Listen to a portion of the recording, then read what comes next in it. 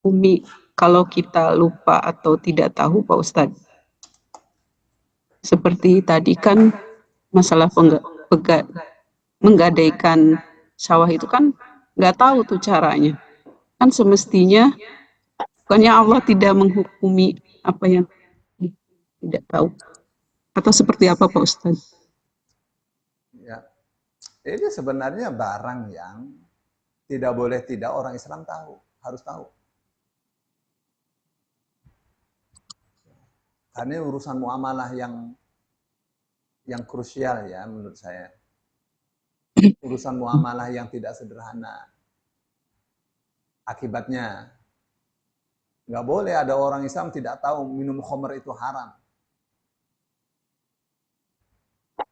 Ya, nggak boleh ada orang Islam tidak tahu riba itu haram. Tahu kan?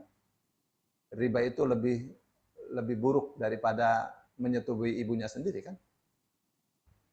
Hadisnya sudah kita bahas kan? Itu riba itu. Yang gadai dengan cara seperti itu lebih buruk daripada riba itu.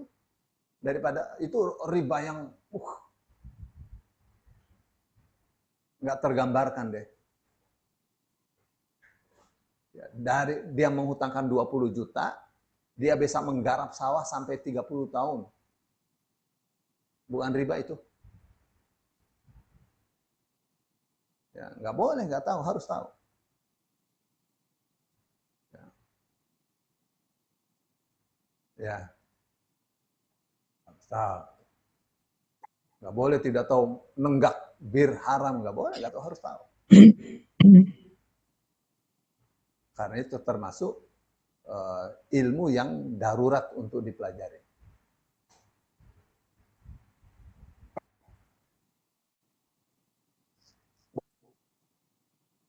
Begitu ya. Izin tanya Ustadz, boleh tanya atau udah selesai? Ya silakan. Ustadz, Assalamualaikum warahmatullahi wabarakatuh. Assalamualaikum warahmatullahi wabarakatuh. Izin tanya begini Ustadz, kalau tadi kan melebihkan pembayaran itu nggak boleh riba ya Ustadz. Kemudian juga tadi saya dengar kalau hutang ternak dibayar bukan ternak. melebihkan pembayaran. Uh, Jangan sampai keliru. Meminta lebih bayar gitu Ustadz maksudnya. Ya. Ya. Nah, gini kalau hutang yang yang lama gitu jangka lama Ustadz kemudian minta dilebihkan pembayarannya karena ada perbedaan nilai gimana Ustadz hukumnya? Ya. Bahkan mungkin dikaitkan dengan emas atau apa seperti itu gimana Ustadz? Ya. Ya, ini bagian dari yang dibicarakan oleh para ulama ya. Berapa hutangnya? 100 juta. Sudah berapa lama? 10 tahun. Dikembalikan lagi 100 juta, itu sebenarnya satu kezaliman. Ya. Sebenarnya satu kezaliman itu. Karena pasti kalau sudah 10 tahun itu, nilai uangnya itu sudah turun banget. Ya. Nah, ikhtilafnya di mana? Ada yang mengatakan standarnya, kalau terjadi penurunan nilai mata uang sampai 30% baru dihitung.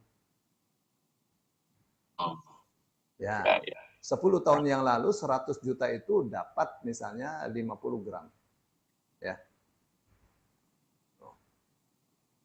Sekarang 100 juta itu cuma dapat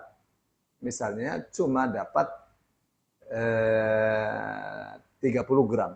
Ya, mereka itu sudah 40% itu. Ya. Kerugiannya tuh. Nah, itu baru dihitung tuh. Kalau sudah lebih dari 30%.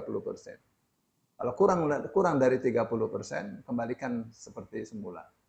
Tapi itu satu undang-undang yang ikhtilaf antar para ulama. Ya. Makanya paling bagus ya orang yang punya barang, ya, orang yang menghutangkan itu menghutangkannya supaya nggak nyesek bagi orang yang punya yang berhutang. Ya, jadi apa? Berikan emas saja. Ya. Kasih emas. Tuh pentingnya tuh kembali ke emas. Berapa punya uang nih? Ya, punya uang, ya ada 10 juta. Di mana? Di bank, ambil 10 jutanya, belikan emas saja. Ya, belikan emas saja daripada parkir di bank, uangnya nyusut terus. Ya, karena uang itu bekerja. Ya, uang kerja di bank nggak dapat apa-apa. Ya. Tapi kalau dibelikan emas, wah, emas bentar lagi 2 juta 1 gram. Ya. Begitu ya. Ya. Nah ini Ustadz, makanya kalau dikaitkan dengan emas, karena harga emas tuh luar biasa kenaikannya Ustadz. Mungkin di tahun 2000 itu masih 85.000 segram. Sekarang kan udah hampir 2 juta Ustadz bilang juga 1.500.000 Ya. ya. Nah, sementara negara kita kan menganut pengendalian moneter itu dengan dolar, dikaitkan dengan dolar sesuai perjanjian Bretton Woods tahun 74 ya. Jadi nilai rupiah itu dikaitkan nilainya dengan dolar. Apakah lebih fair kalau kita menilai hutang jangka panjang itu dengan nilai dolar? Karena kan memang kebijakan moneter negara kita dikaitkan dengan itu gitu, Ustadz, daripada dengan emas gitu.